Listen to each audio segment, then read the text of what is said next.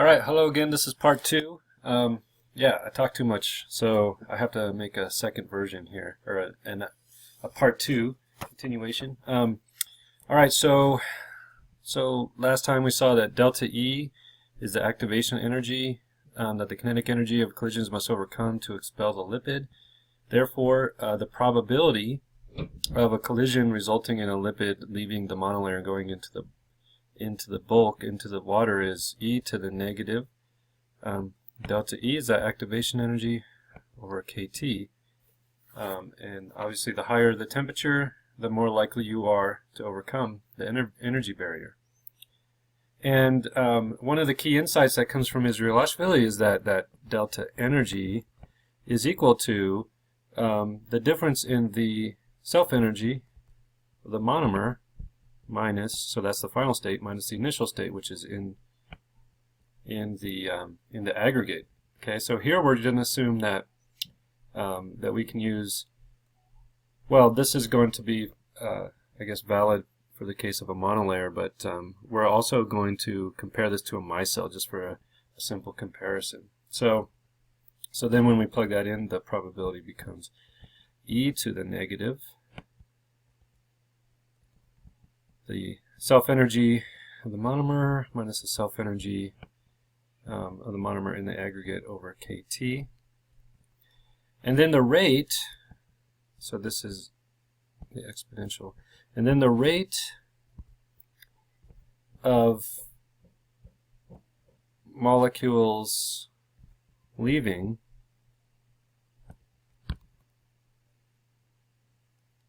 that rate is going to be equal to the collision rate times the probability of collision resulting in the lipid being expelled.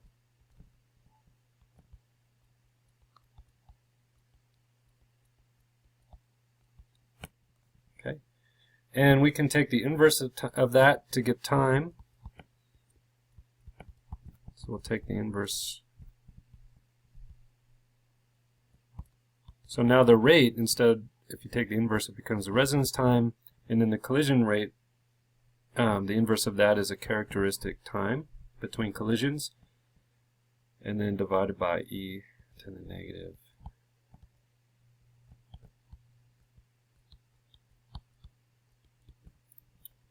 Difference in self-energies over kT. And then we recognize that the CMC concentration is equal to e to the negative.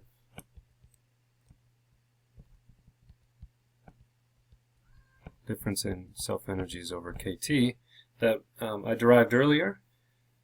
Okay, so then we can plug that in and we can get tau sub r is equal to tau not divided by the CMC. But here the CMC is in the mole fraction, so to get the CMC in molarity, which is what we need, we'll have to take,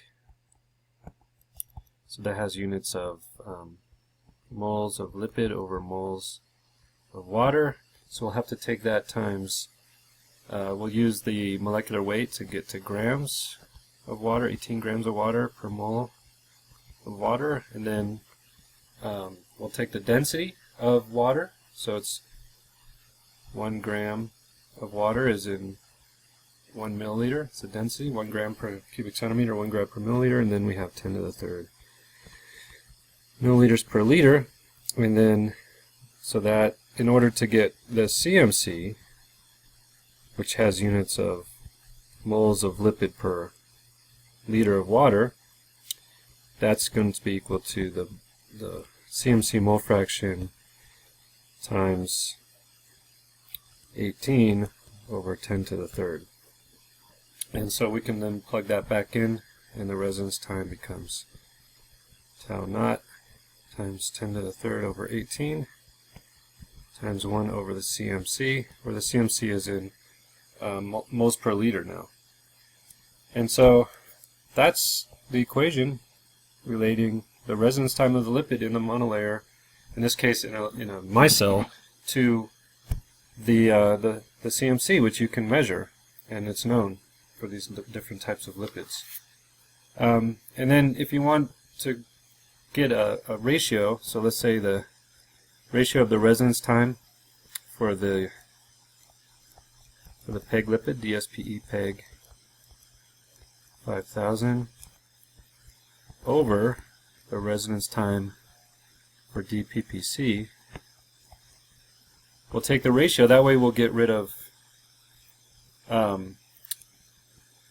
all these constants, and we'll just have that'll be equal to the CMC of DPPC over the CMC of DSPE PEG 5000. So the relative resonance times of those two molecules in the aggregate will be equal to the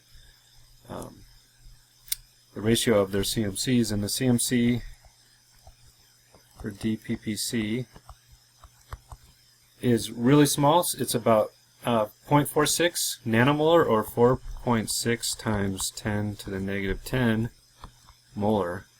And then the CMC for DSPE PEG, and you can find these values.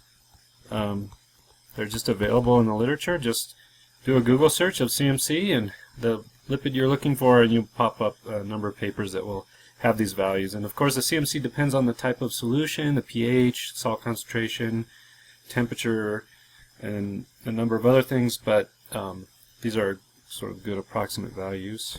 So for the CMC of the PEG lipid, it's much less because it's got this big bulky hydrophilic polyethylene glycol group, so it winds up being 1.5 times 10 to the negative 6 molars, or micromolars.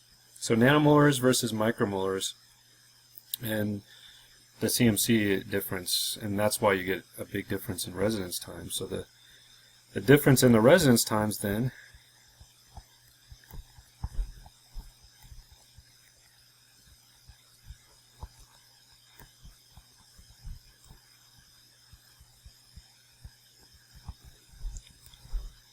then winds up being equal to about 3 times 10 to the negative 4.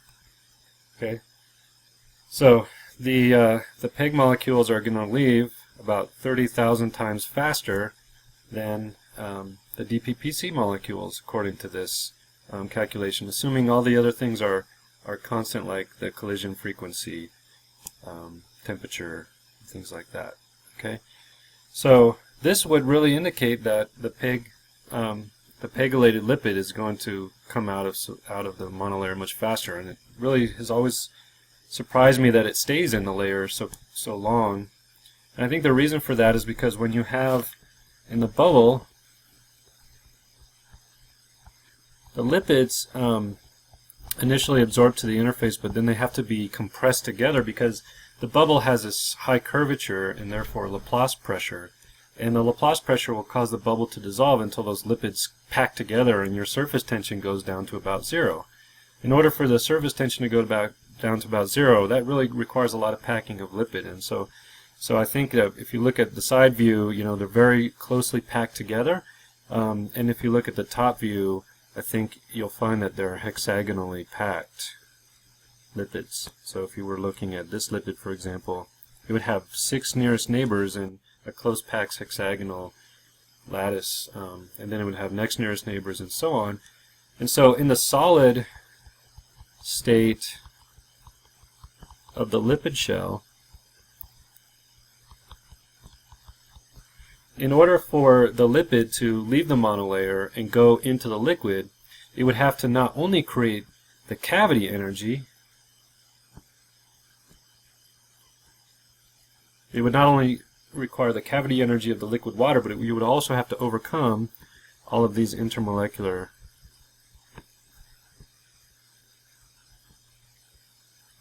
bonds. And those bonds are strong. These are strong van der Waals interactions because they give this lipid shell the solid-like character, right? So I think that causes this term e to the mu, the self-energy in the monomer minus that in the monolayer, well, this is now in the monolayer, to be, that difference must be much larger than it would be in the micelle situation or in a lipid bilayer situation. because you have to break all these intermolecular bonds as well as create the cavity. Where if you consider an interface that expands and the lipid molecules get diluted, and they no longer have these close packed hexagonal packing, close packing these nearest neighbors, then you don't have to overcome these intermolecular bonds, and therefore your only energy contributing to this difference in self-energies is the cavity energy. So as they become dilute, then this would approach the cavity energy. So I think that during expansion, you go from a situation in which you have intermolecular bonds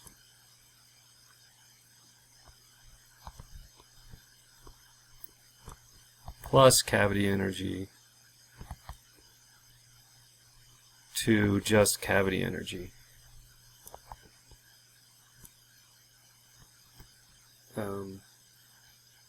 And you also probably have to consider the fact that when it leaves the interface, it also exposes free gas liquid interface. So there's sort of two surfaces that would be exposed in that case. But anyway, so I think that it makes sense that a lipid that's expanding, that the difference in chemical potentials would decrease, and therefore the residence time. Remember that the residence time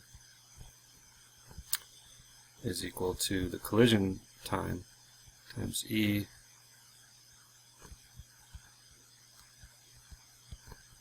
over kT. So if this value decreases, then the residence time would decrease exponentially. And so I think that's what's happening if the lipid monolayer expands.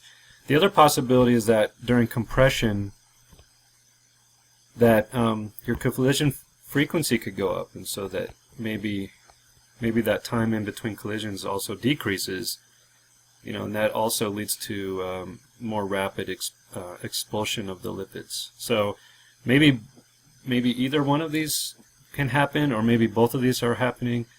I don't know. I'd have to think about it more, and maybe have to think of some experiments that we could try. But yeah, so that's how I would analyze it. And I think, in a nutshell, I think it makes sense from at least this simplistic approach from first principles that PEG lipids should leave the interface much more quickly, and then over time you would get the concentration of phospholipid would increase. The DPPC concentration would just increase on that surface over time.